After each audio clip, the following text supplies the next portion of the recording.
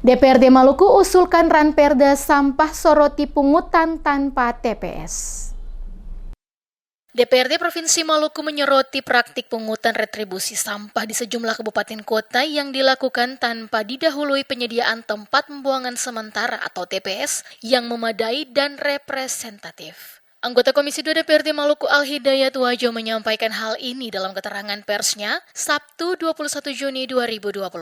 Ia menjelaskan bahwa kondisi tersebut menjadi salah satu alasan pihaknya mengusulkan rancangan peraturan daerah atau ranperda tentang penanganan sampah di 11 kabupaten kota se-Maluku. Politisi PDI asal Dapil Maluku Tengah ini menyebutkan, fakta di lapangan menunjukkan kalau retribusi sampah tetap dipungut meski belum ada TPS yang layak. Hal ini jelas merugikan masyarakat dan berdampak pada lingkungan. Karena itu, DPRD mendorong lahirnya ranperda ini sebagai payung hukum bersama.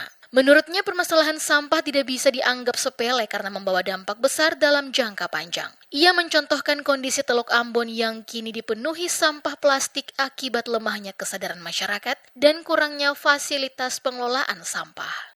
Kami dari Komisi 2 atas hak usul inisiatif Perda, kami mengusulkan Perda penanganan sampah karena di Maluku ini belum ada Perda penanganan sampah. Juga yang jadi permasalahan itu kenapa sehingga muncul ide untuk Perda penanganan sampah harus dibuat karena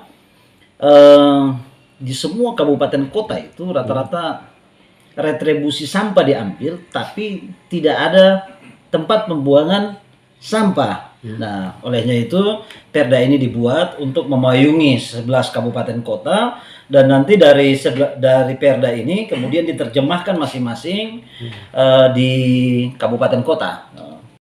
Wajo menambahkan naskah akademik ranperda telah rampung dan dalam waktu dekat akan diuji publik sebelum disahkan menjadi perda. Ia berharap regulasi ini bisa segera diberlakukan pada 2025.